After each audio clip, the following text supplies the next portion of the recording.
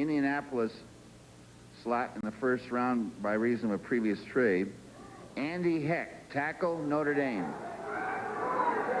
Well, we thought it'd be one of those two, Andy Heck or Brian Williams. Andy Heck is a Golden Domer from Notre Dame, who very interestingly was recruited and played tight end. Now, Jerry Faust had him and said Jerry could recruit. He had some guys lined up at the wrong place because Andy Heck played tackle last year. He's only played 1 year collegiate tackle, has Andy Heck. But for him to go as the second offensive lineman in the draft tells you, and he is a guy that Mel talked about that's been moving up and up and up and up as long as the offseason when he moved up. First team All-American and after only 1 year at tackle. So obviously he may not be polished and ready to go, but I will tell you one reason why Seattle picked him, and that he is one of the few coming out of college in his first year that can line up at left tackle. In other words, not only right tackle, but left tackle, play without the tight end and still handle the defensive ends. I know the Seattle scouts were looking at him that way, and it takes something special to line up at left tackle rookie year, correct? Oh, absolutely. You know, just stepping in and being able to play is not a given in the National Football League. I mean, you have to be able to go out, and as you look at their depth charts, you see where Mike Wilson's in his 12th year, which is on the right side, and that's very important. That's the position that Heck was naturally playing this past year. Here comes New England's pick next 16th, and I got to believe it's the wide receiver of their choice, either Ryson or Hartley Dykes. And if I had to guess, I would say it's the big guy, Hartley Dykes from Oklahoma State. They have the shorter burner in Stanley Morgan, who's still got a couple years left with them. New England is not taking long as they have the next choice here. And then we'll have Phoenix second pick. So they're checking the pronouncers. New England with the 16th overall pick. And we're going like wildfire here as this is, my goodness, an hour and a half. This is 16th choice. New England's choice in the first round, Hartley Dykes, wide receiver, Oklahoma. Well, if you stick around long enough, you occasionally get one right. Hartley Dykes, the big, tall receiver from Oklahoma State, who now joins Barry Sanders, his college teammate, as guys chosen in the first round. 6'3½", 220 pounds, runs a 4.6 from Bay City, Texas. Consensus first-team All-American. Has 2,400 yards in career receiving yards. Drafted by the White Sox last spring as a pitcher.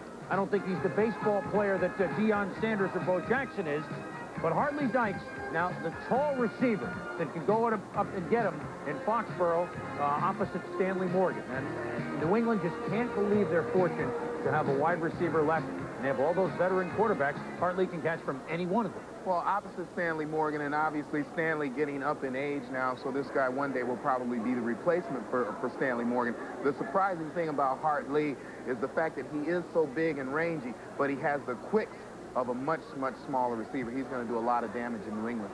He caught a guy who may go in the first round, Eric Coleman of Wyoming. He caught 11 passes on him in the Holiday Bowl last year. To say what kind of receiver Hartley Dykes is, this is a good value for the number 16 pick, Joe. Well, it's a good value. Also, you got to take into consideration, here's a young man who has had pretty much the run of the mill. The guy's pretty much had it the way he wanted at Oklahoma State. He's had a lot of freedom, practiced when he sort of felt good, had, you know, just things his way.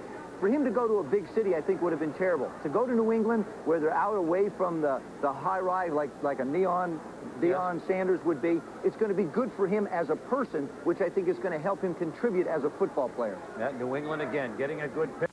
Dykes, and after the surprise of the Jets, we've now gotten back to normalcy, Mel and Bobby, with Heck and Hartley Dykes, guys who you would expect to go at about the middle of the first round. Right, and of course, Dykes wouldn't be needing a new car. He's well equipped in that area. His recruitment put Oklahoma, Oklahoma State, Illinois, and Texas on NCAA probation. That could be a draft record. He was that good in college, so you can see what he can do for the Patriots when the money's coming on top of the table. Trends, we had our first wide receiver go at the 16th spot. We had 6 wide receivers go in the first round last year. We had 3 running backs go in the top 22 last year. They went quickly this year as we've just recapped the first round. Heck, you talked all weekend about him zooming up the charts. And indeed, he did all the way up to 16 or 15, actually, because I think as you were sitting down a month ago looking at the offensive line, he was maybe your 11th or 12th best offensive lineman 2 months ago. Well, he started out the year about as probably a 5th, 6th rounder. He moved from tight end to offensive tackle this year. Really struggled early in the year, did not play well at all. The last 5 or 6 games, he showed tremendous improvement. He's up now to 288 pounds on a 6'6" frame. There's no question that Andy Heck has moved up more than anybody in the last month in this draft. And I thought he would go in the middle of the first, and that's where he went. What ought to happen now is Dick Steinberg ought to send a personal note of thanks to Mike Hickey, Joe Walton, and the Jets for allowing a great player like Hartley Dykes to still be there with the 17th pick in the first round. You know pro organizations. You look at what the Jets did today. Does this selection just point up that the Jets, who have not had a general manager for several years, need a general manager or a football man really at the presidential level in that organization? I just don't think the Jets understand the draft. You have to get value when you make a selection. If you're picking 14th, you have to get a player that on your board is 5, 6, 7, 8. That's the way it always works with most teams in the league. And I can't see Jeff Lageman as any more than an early to mid-second round choice. So if you're going to take Lageman, you move down. I really believe that Dykes should have been that choice. Let's go to the podium Pittsburgh quickly. and Minnesota have now confirmed that the terms of the trade are finalized. Minnesota has traded its first-round selection in the draft, which is the 24th spot in the first round, to Pittsburgh for veteran linebacker Mike Merriweather. We had passed that news on before, so indeed the number 24 selection in this first round belongs to Pittsburgh. Phoenix is up. That's part of the Kelly Stouffer trade. Hartley Dykes, the selection, Bino Cook of the New England Patriots, and there are some Pats fans that have made the trek down here to New York City. Okay, now we have a lot of New England fans here. One from Maine, and I will say they're not the wide receivers. But first, what did you think of picking Dykes? I thought it was an excellent pick. I thought Andre Rison might be just a tad better, but you can't second-guess Dick Steinberg. The guy's a genius. He does it every year.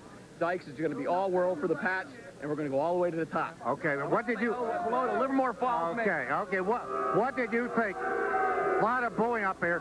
What did you think of the pick by the Jets? Did you laugh? Oh, it's a second year, disappointing second year involving this draft for the Jets. Very disappointing. Thank you, Jets. Thank you for helping us.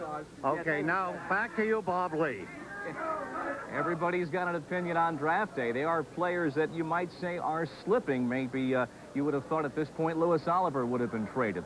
The phenomenon of the plummeting pick. Also, Andre Rison, Michigan State. Let's check in now, as we now have about 9.5 minutes left to go for the Phoenix selection to be followed by the Jets. Kevin Kiley with the Rams in Anaheim. Kevin.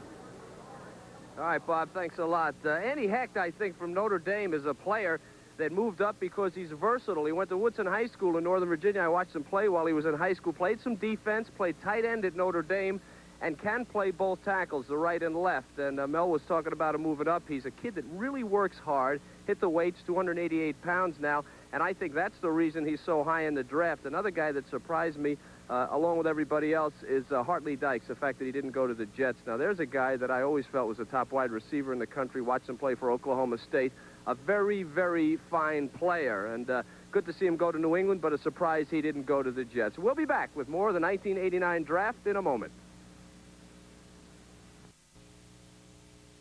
You've had an interesting relationship with Jimmy Johnson. I mean, he tried to recruit you once to Oklahoma State.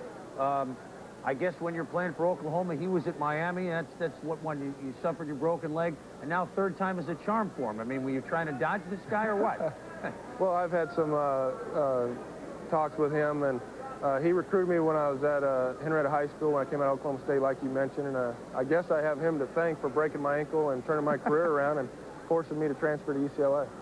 Troy, when you get into uniform, the season gets ready to start. There's going to be a lot of speculation on whether you should start or not. Do you want to start beginning of the season?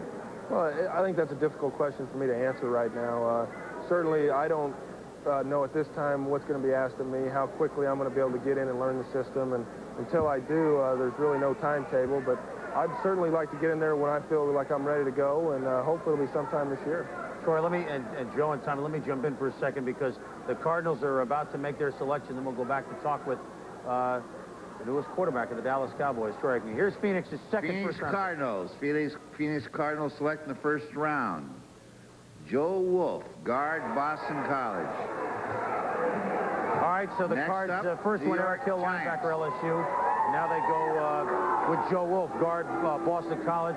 The Giants are up next, but Joe, why don't you quarterbacks take it for a while? Yeah, well, as far as pressure goes, does this relieve pressure off of you knowing that everything is settled, or has it been that way for a while?